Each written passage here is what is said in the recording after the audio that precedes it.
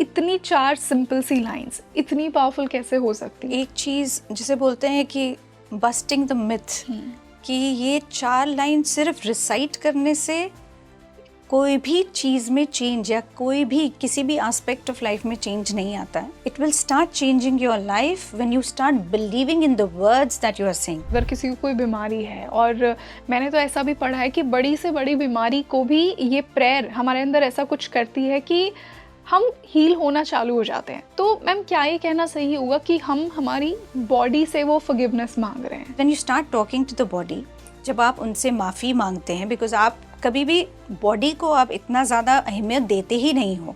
Ji.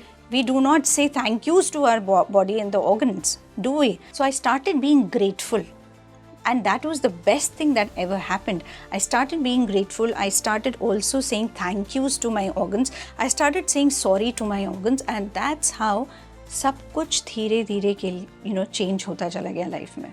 So I transformed. गुस्सा सबको आता है, हमको भी आता है, लेकिन जब आप स्पिरिचुअल हो जाते हो, जब आप ये टेक्निक्स यूज़ करते हो, जब आप ध्यान करते हो, तब आपको ये पता चलता है कि गुस्से को हैंडल कैसे करना है. कार्मिक क्लियरेंस अपने आप में एक बहुत बड़ा टर्म है कि आपके पास्ट लाइफ हैवी कर्मा को रिलीज करना.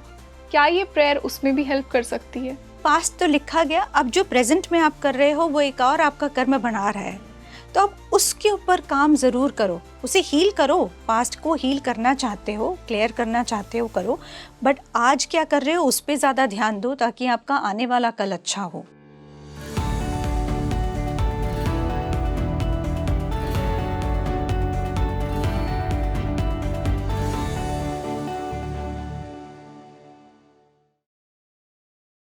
Hello and welcome back to your favourite spiritual podcast speaking tree, और मैं हूं आपके साथ Rangoli Sharma. I am sorry, please forgive me, thank you, I love you. अगर आप स्पिरिचुअल टर्म्स से थोड़े से भी परिचित हैं या आप स्पिरिचुअलिटी में हैं, तो आपको पता होगा कि ये जो मैंने 4 लाइंस बोली, ये महज लाइंस नहीं है. ये एक बहुत ही पावरफुल प्रेयर है जिसे कहा जाता है हो'ओपोनोपोनो प्रेयर. ऐसा माना जाता है कि इस प्रेयर में इतनी पावर है कि ये आपके हेल्थ के ब्लॉकेजेस, करियर के ब्लॉकेजेस, रिलेशनशिप के ब्लॉकेजेस को हटा सकती है. बट सिर्फ 4 लाइन्स ये कैसे कर सकती हैं? हमने हो'ओपोनोपोनो प्रेयर पे काफ़ी पॉडकास्ट किए हैं पहले भी, और हर गेस्ट का एक यूनिक पर्सपेक्टिव होता है इसके ऊपर.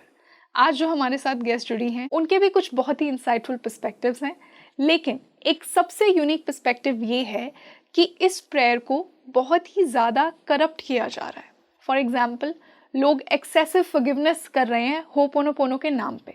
तो आज हमें बहुत ही कुछ नया जानने को मिलने वाला है इस प्रेयर की मिरेकुलस पावर्स के अलावा भी. तो मैं स्वागत करना चाहूँगी शारू साहनी मैम का, जो कि एक एंजल रीडर हैं, ऑथर हैं और PLR एक्सपर्ट भी हैं. Ma'am, welcome to speaking tree. Thank you so much Rangoli ji, thank you so much for giving this opportunity, a beautiful platform जहाँ पे मैं बहुत कुछ हम लोग अभी ये डिस्कस करने वाले हैं, बहुत इंटरेस्टिंग चीज़ें. Thank you so much. Sure ma'am, our pleasure. And I am sure कि जो हमने डिस्कशन किया उसके बेसिस पे मैं कह सकती हूँ कि आज हमारी ऑडियंस को बहुत कुछ नया सीखने को मिलने वाला है. एब्सोल्युटली. तो मैम, इसे इतना मिरेकुलस प्रेयर माना गया है. As a seeker I am sure कि मेरी तरह हमारी ऑडियंस का भी यही सवाल होगा कि इतनी 4 सिंपल सी लाइंस इतनी पावरफुल कैसे हो सकती हैं? जैसा कि मैंने कहा कि ये आपके हेल्थ के ब्लॉकेजेस को हटा देती है, ये आपके करियर, आपके रिलेशनशिप के ब्लॉकेजेस को भी हटा देती है.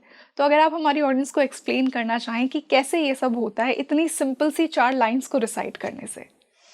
एक्चुअली रंगोली में एक चीज़ जिसे बोलते हैं कि बस्टिंग द मिथ, कि ये 4 लाइन सिर्फ रिसाइट करने से कोई भी चीज़ में चेंज या कोई भी किसी भी एस्पेक्ट ऑफ लाइफ में चेंज नहीं आता है. When you start believing in it, जैसे जिन्होंने डॉक्टर ह्यूलन हैं, जिन्होंने ये हो'ओपोनोपोनो प्रेयर शुरू की थी, ये कॉन्सेप्ट लेकर आए थे, the one who actually heeled the criminals in the criminal ward, वो ऐसे लोग जिनको कि किसी भी डॉक्टर जो है हील नहीं कर पाए थे, और वो जाके वहाँ पे उन्होंने ये चैलेंज लिया कि I am going to change the mind of these people. बहुत चैलेंजेस थे उनके लिए, डॉक्टर ह्यूलन के लिए, but still he was completely adamant कि I have to change the people. And how he change was, it was because उन्होंने वो belief system जो उनमें इनकलकेट किया ये 4 लाइनों का, और जब लोगों ने उसको एक्सेप्ट करके बिलीव करना शुरू किया, that's how it started changing. Now ऐसा नहीं होता है कि आप लिख लें कहीं पे या सिर्फ आप बोल दें तो उससे आपके चेंज होगा. It will start changing your life when you start believing in the words that you are saying. Suppose अगर आपने अभी आप बोल दिया कि please forgive me, I am sorry, please forgive me, but internally you are not forgiving that person. अगर आप उनको माफ नहीं कर रहे हैं अंदर से एनर्जी लेवल पे, तो आप तो वहीं पे वहीं चले गए, आप you are back to square one. So अगर आप कहना भी चाहेंगे, 10,000 बार ही कहना चाहेंगे that please forgive me, I am sorry, still internally you are not feeling that, nothing is going to change in your world. So Ho'oponopono is a technique that needs to be done very carefully with complete belief. Ma'am जैसा कि आपने कहा that needs to be done very carefully, मैंने आपका एक video भी देखा था जिसमें आप मेडिटेशन सजेस्ट कर रही थी थ्रू होपोनोपोनो प्रेयर, तो वो कैसे पॉसिबल है? देखिए, जब हम मेडिटेट या ध्यान करते हैं, जो कि मैं पिछले 14 साल से कर रही हूँ, and I am grateful to my guru Subhash पत्री जी, जो अब इस समय अपनी फिजिकल बॉडी में नहीं है, जिन्होंने मुझे इस रास्ते पे जो लेके आए.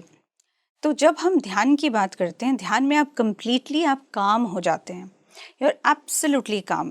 और जब आप काम होते हैं, जब अंदर तूफान नहीं चल रहा होता है, when there is no chaos inside, you start accepting the things the way they are. तो जब आप एक्सेप्टेंस के मोड में हो जाते हो, रिसेप्टिव हो जाते हो, तब एक डिवाइन इंटीग्रेशन होता है. And when there is a divine integration, there is an alignment of everything, your purpose, your soul and the divine, and that's how it starts changing. ध्यान चेंज करता है चीज़ों को. ध्यान आपके अंदर के इमोशनल टर्मोइल को ना केवल बंद करता है, बल्कि वो सारी चीज़ें पोर्टल्स खोलता है जो कि आपके लिए बहुत अच्छे हैं लाइफ में, जो कि आपको आगे सक्सेस दिला सकते हैं, जो कि आपके लाइफ के जितने भी एस्पेक्ट्स हैं उनको कम्प्लीटली अलाइन कर सकते हैं आपके पर्पस के साथ. That's why I said about meditation. तो मैम जैसा मैंने इंट्रोडक्शन में ही कहा था कि ये जो प्रेयर है ये आपके करियर के ब्लॉकेजेस हों, आपके हेल्थ, आपके रिलेशनशिप, इनको हील करने में काम करती है. तो हम वन बाय वन बात करते हैं कि अगर हमें हमारे रिलेशनशिप्स को बेटर करना हो तो हम इस प्रेयर को कैसे यूज़ कर सकते हैं. और वो रिलेशनशिप खुद के साथ भी हो सकता है, हमारे दूसरे कनेक्शंस के साथ भी हो सकता है. तो इस प्रेयर को हम कैसे यूज़ कर सकते हैं वहाँ पर? हम बेसिकली सबसे पहले इन 4 शब्दों को लेने से पहले हमें ये समझना बहुत ज़रूरी है कि जो हमारे सामने जो इंसान है जिसने हमें बहुत दुख तकलीफ़ पहुंचाई है, उसको वैसे ही एक्सेप्ट करना है जैसे वो है. हमें उस इंसान को चेंज नहीं करना है. That's the trick. Because usually हमारा माइंड क्या कहता है, हमारा माइंड कहता है कि हमको चेंज करना है, लेट्स चेंज दैट पर्सन, क्योंकि वो बिल्कुल वैसा नहीं कर रहा है जैसे हम चाहते हैं उसको करना. So we want him to change or her to change. अब हम जब ये सोच लेते हैं कि नहीं, शारू ऐसी ही है, वो चेंज नहीं हो सकती है, और अगर वो चेंज होना चाहेगी तभी चेंज होगी, I am not going to change her. So तब हमारा एक्सटर्नल जो वाइब्रेशन है वो चेंज हो जाता है. और जब वो चेंज हो जाता है तो हमारे रिलेशनशिप में धीरे धीरे एक्सेप्टेंस आने लगती है कि okay, I am not going to change that person, I am going to change myself and I am going to change my environment. So when we say please forgive me, we are also trying to tell ourselves that we accept everything about him, because वो change नहीं होगा. आप पूरा दीवार पे अपना सिर फोड़ लीजिए, वो चेंज नहीं होगा. So जब आप वो एक्सेप्ट करते हो तो उसी टाइम पे आपके रिलेशनशिप भी थोड़ा चेंज होने लग जाते हैं, because now you are accepting that person with all the flaws, with all the problems, with all the issues. जैसे suppose I am giving you an example that बहुत से रिलेशनशिप में इश्यूज होते हैं, और रिलेशनशिप में सब लोग क्या बोलते हैं एक दूसरे को कि भाई तू चेंज हो जा और तू चेंज हो जा. नहीं होता है. Does that happen? Because what happens is बहुत मोस्टली रिलेशनशिप धीरे धीरे धीरे करके ब्रेकेज पॉइंट पे आ जाते हैं. And why do you think today the divorces are happening? So many divorces are happening. In fact grey divorces are also there. When we talk about grey divorces, it's like you know, इस समय 40 साल 50 साल की उम्र में लोग divorce कर रहे हैं इस टाइम पे, after having so many years together. Why is this happening?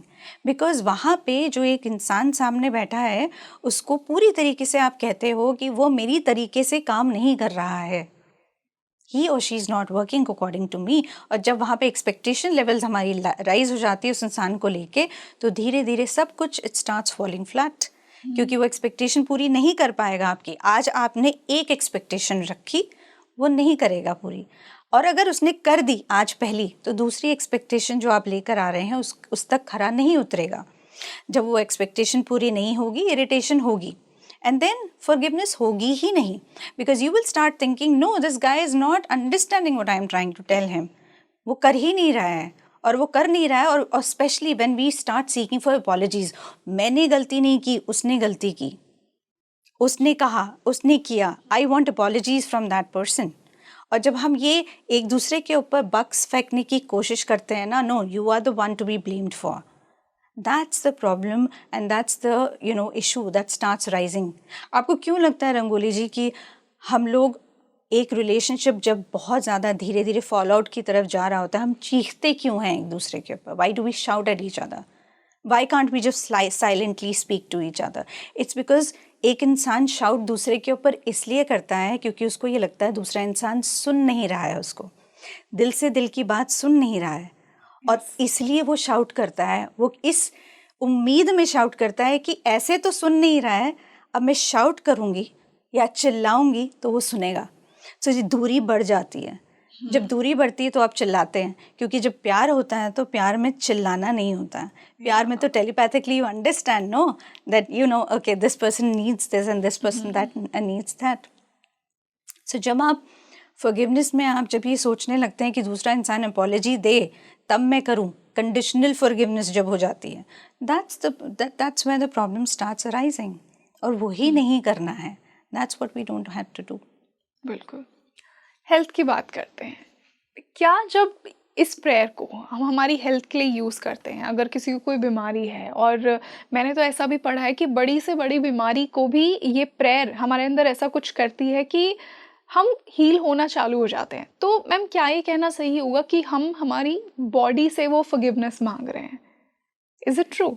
सी, अगर आप मेरी बात लेते हैं सपोज, सो मैं थोड़ा सा आपको अपने लाइफ के बारे में थोड़ा सा आपको बताती हूँ। जब आपने हेल्थ इश्यूज़ के बारे में बात की ही है, तो मेरे बहुत हेल्थ इश्यूज़ रहे हैं from the very beginning itself.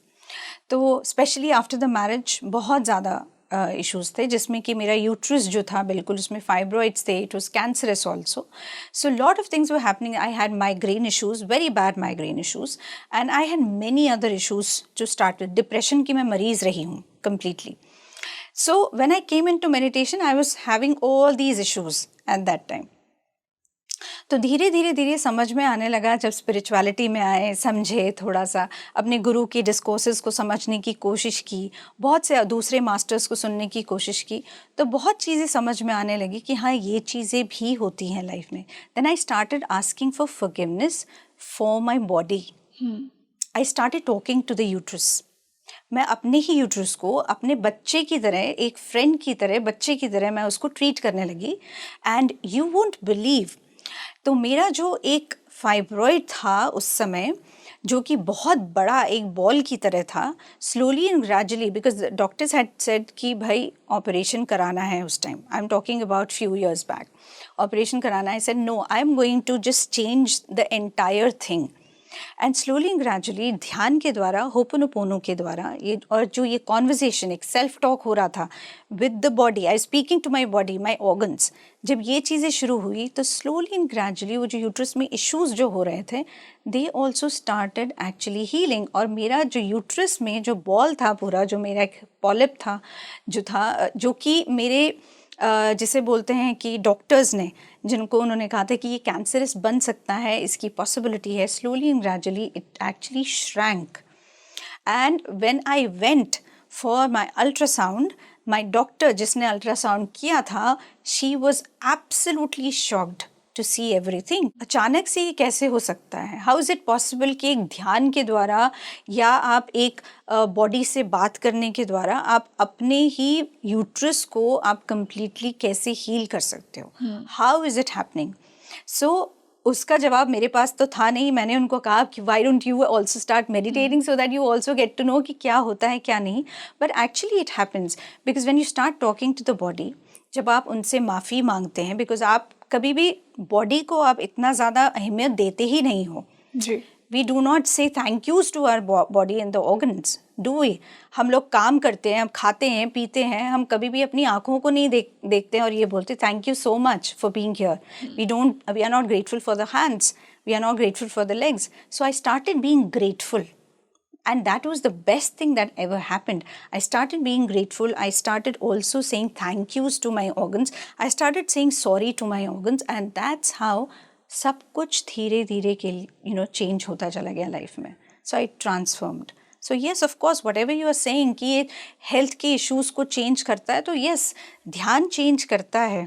साथ में जब आप ऐसी techniques use करते हैं, जब आप उसमें believe करते हैं, again and again I'm repeating this, जब आप उसमें believe करते हैं तो चीज़ें change होती हैं. People say it's a placebo effect, yes, to an extent, but this placebo effect is good, no? Life के लिए तो अच्छा ही है ना. So even if it is a placebo effect, as the other people say.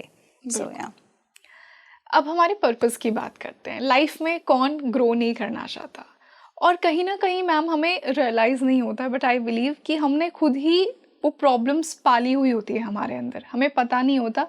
हम खुद ही कई बार खुद के सबसे बड़े दुश्मन बन जाते हैं. तो हमारी लाइफ में वो जो ग्रोथ हम एक्सपेक्ट कर रहे हैं, मान लीजिए करियर में ही कर रहे हैं या फिर हमारे पर्पस को लेकर एज अ सोल कि हम यहाँ क्या देने आए हैं दुनिया को, हम कभी क्लियर नहीं होते हैं. तो हमारा वो सोल पर्पस रिकग्नाइज करने में, हमारे करियर के ब्लॉकेजेस को हटाने में क्या ये प्रेयर हेल्प कर सकती है? देखिए, अगर आप फिजिकल पर्पस की बात करते हो रंगोली, तो यस. स्पिरिचुअल पर्पस की बात करते हो तो then you have to work for it.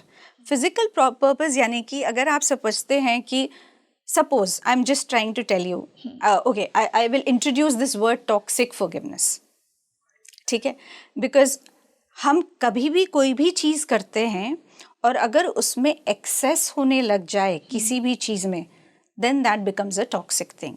सो जब हम फॉरगिवनेस भी बिना सोचे समझे, without believing it, when we start try to being positive, try to being forgiving, try to, जैसे बोलते हैं ना, माफ़ कर दो भाई, उसको माफ़ कर दो. Because I am a meditator and क्योंकि बहुत से लोग हैं मेडिटेशन में हैं.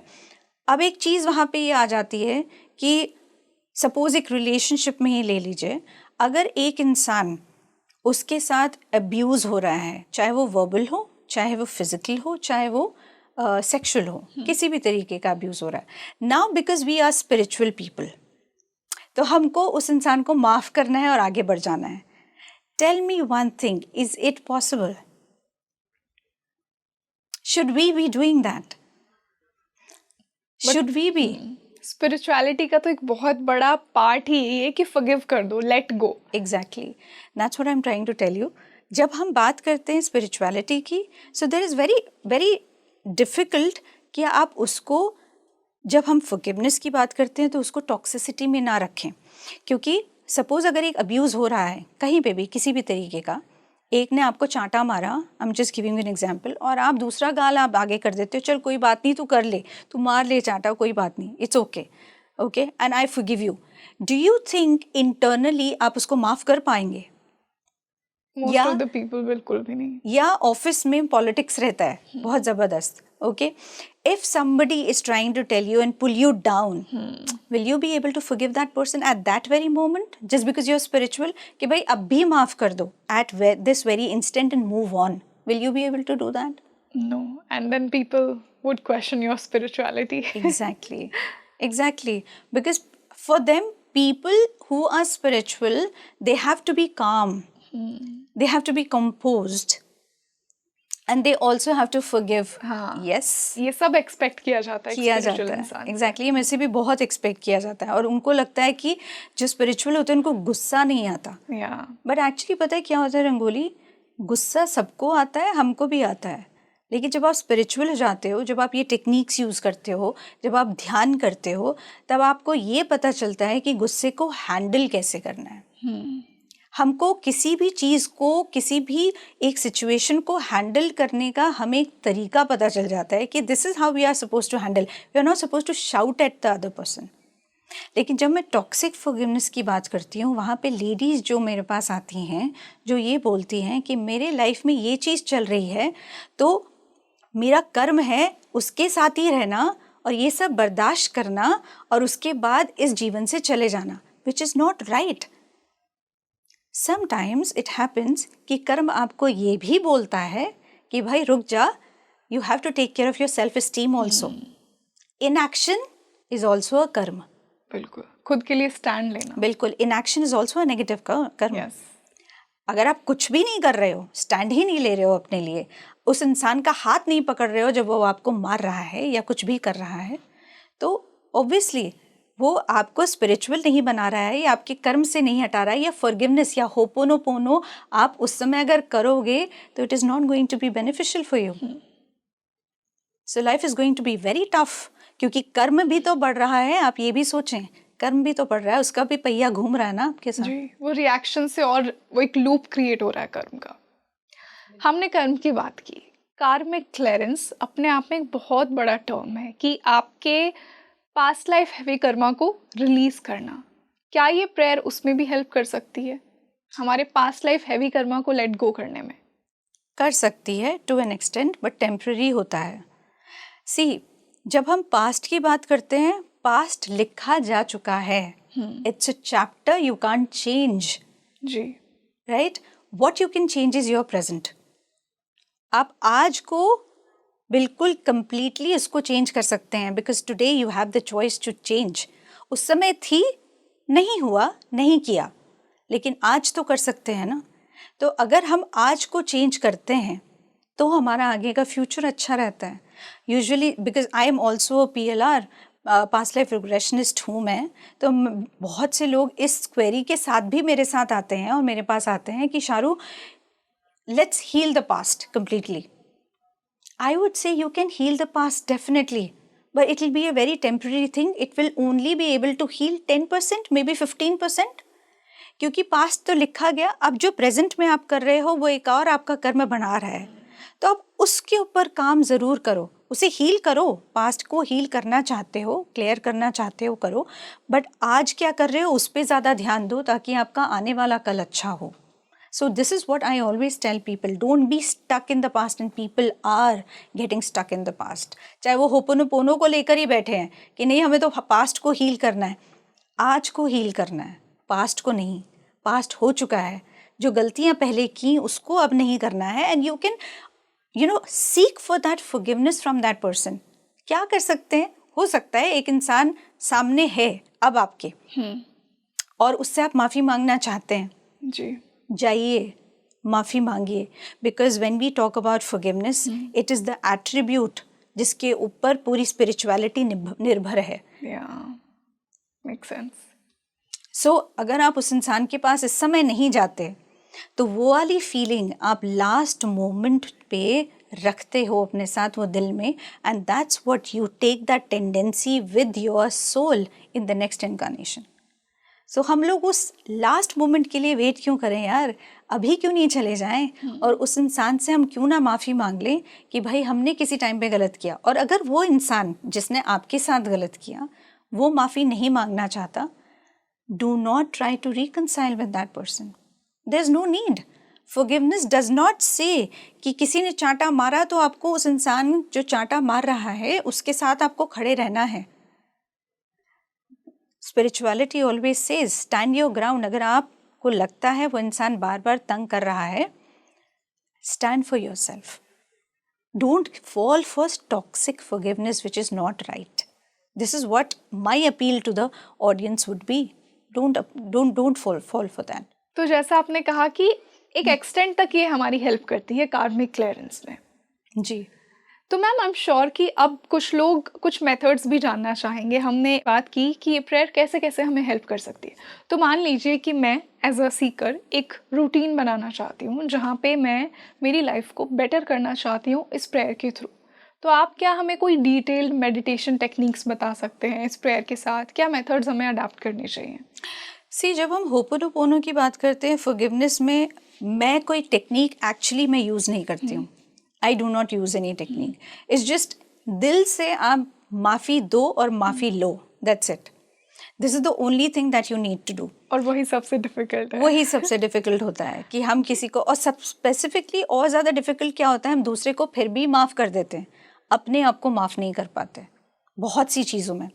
अगर हम लोगों ने किसी के साथ बुरा किया है किसी टाइम पे, किसी वक्त पे, और उस समय हमको रियलाइज़ नहीं हो रहा है, और अब हमको हो रहा है, तो वो गिल्ट रहता है, वो रिग्रेट रहता है कि हमने उसके साथ ऐसा किया।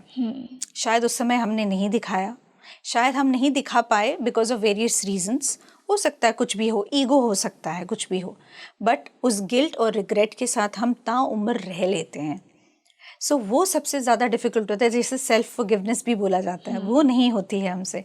सो मैं हमेशा ये ज़रूर सोचती हूँ आज, because I am a very conscious person now, I am a very aware person now, कि टुडे, आज मैं किसी को कॉन्शियसली किसी को हर्ट ना करूँ।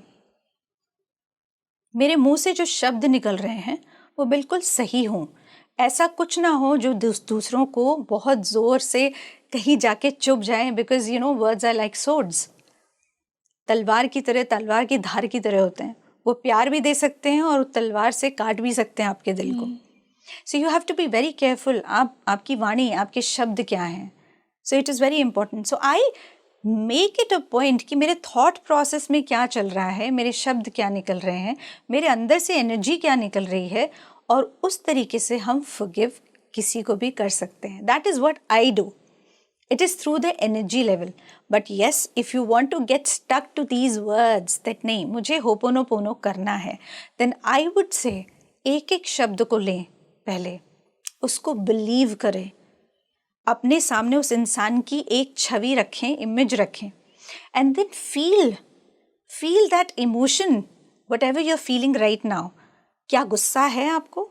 क्या उससे हेट्रेड है? क्या आपको ऐसा लगता है कि नहीं, उस एक रिवेंज वाली फीलिंग भी आ रही है आपके अंदर? यूजुअली हम करते हैं ना, भगवान करे उसके साथ भी ऐसा हो जाए जैसे मेरे साथ हुआ। ऐसे होता ही है ना, we always say that. So what is that feeling that is emerging at that time? You have to embrace that. उसको पहले एम्ब्रेस करना बहुत ज़रूरी है। और जब हम एक बारी उस फीलिंग को एम्ब्रेस कर लेते हैं ना कि हाँ भाई मैं जेलस हूँ, हाँ भाई मुझे हेट है, हाँ भाई अभी भी मुझे गुस्सा है, that's the first step towards healing.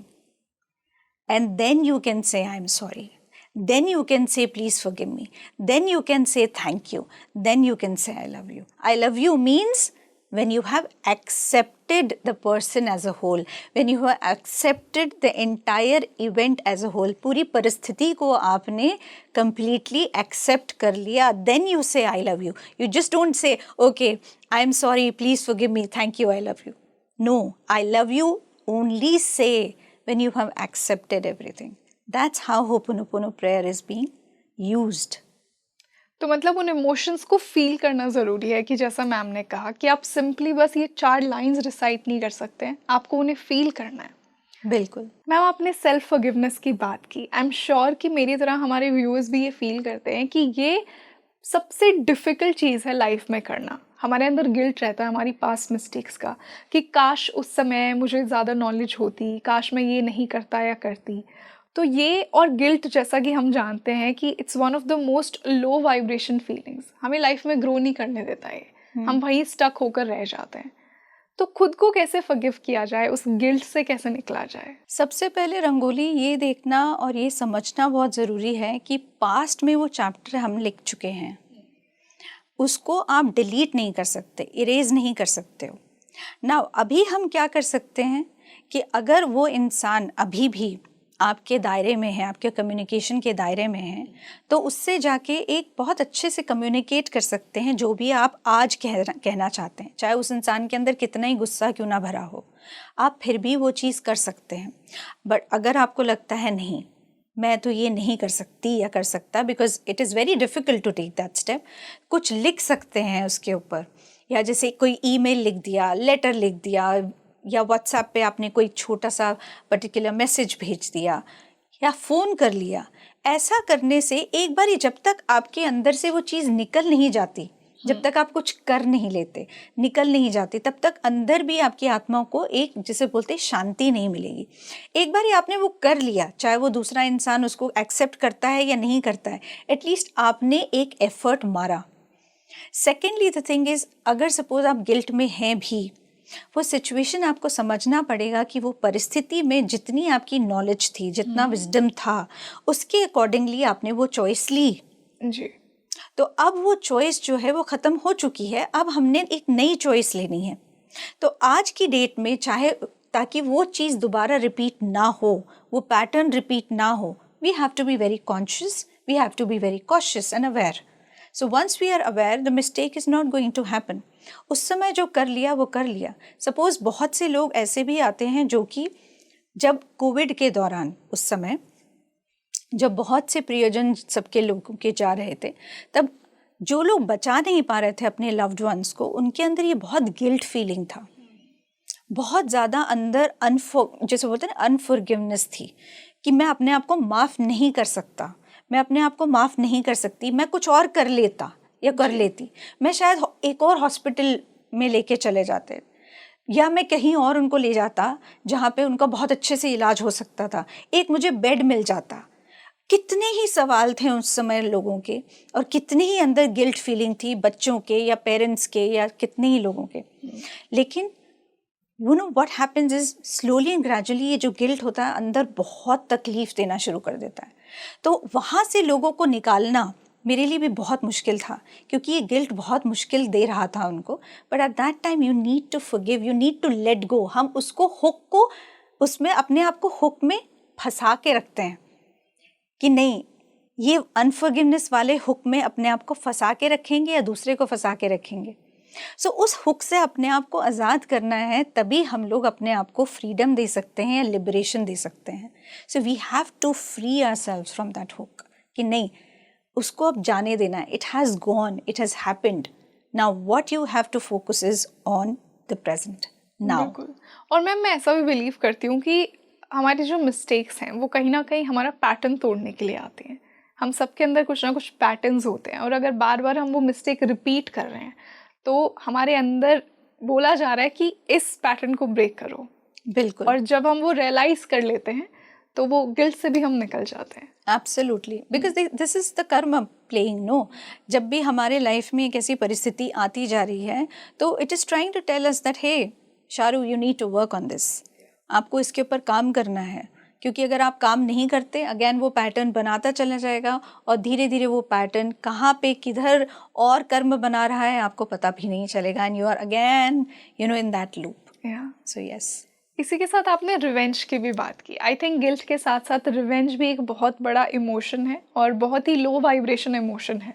जब हमारे अंदर रिवेंज होता है, जैसा कि आपने कहा कि भगवान उसके साथ भी ऐसा ही हो, वो भी वो पेन फील करे जो उसने मुझे दिया, बट ये लो वाइब्रेशन फीलिंग है अपने आप में एक। तो रिवेंज से कैसे निकले? क्योंकि लोग कहते हैं कि मैंने सामने वाले को फॉरगिव कर दिया है, वो बोल भी देते हैं, बट अंदर वो फॉरगिवनेस नहीं दिखती है। बिल्कुल, क्योंकि रिवेंज का फीलिंग तो देखिए, जैसे गिल्ट है very heavy, revenge is also very heavy. तो जब इस तरीके से एक फीलिंग आती है, ऑब्वियसली एक इंसान ने कुछ आपके साथ किया है, आप उसको बोलोगे कि नहीं यार तुम you know just move on from this, the person will not be able to move on. उसके अंदर ये फीलिंग आ रही है, वो देखो वो इंसान जो सामने है वो कितना खुश है, और मुझे देखो उसने मेरे साथ ऐसा किया, मैं कितने परेशानी में हूँ। तो आपके अंदर से फीलिंग आने लगता है, नहीं भाई उसके साथ भी एक बार ही तो भगवान ऐसा कर दे ताकि उसको भी समझ में आए कि मैं किस स्थिति में हूँ आज। दिस इज व्हाट हैपेंस, कितना पेन उसने मुझे दिया। एग्जैक्टली। तो आपको भी ये लगता है कि उसके अंदर भी ये आना चाहिए। लेकिन tell me one thing Rangoli, suppose that person, उसके साथ वही सेम चीज़ हो गई, चलो भगवान ने सुन लिया आपकी, कहा जाता है चलो, और उस इंसान के साथ कुछ ऐसा हो गया सिमिलर चीज़, लेकिन उसने वैसा रिएक्ट या रिस्पॉन्ड नहीं किया जैसे आपने किया स्थिति में।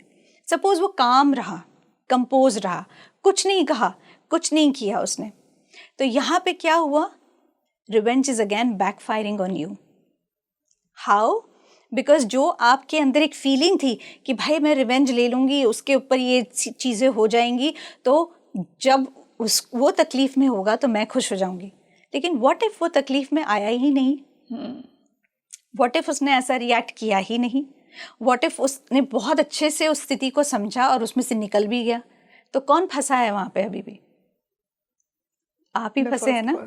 It's like you know you are holding a hot coal in your hand, और आप उसको, उस हॉट कोल को, उस कोयले को, गर्म कोयले को दूसरे के ऊपर फेंक देना चाहते हो, राइट? लेकिन आप ये समझने की कोशिश नहीं कर रहे हो कि उसके ऊपर फेंकने से पहले आपका हाथ भी तो इतना बुरी तरीके से जल रहा है ना, तो पहले उसके ऊपर डालने से पहले आप अंदर से पूरी तरह से झुलस चुके हो, जल चुके हो because of this emotion, and you don't want to let go of that person from that hook.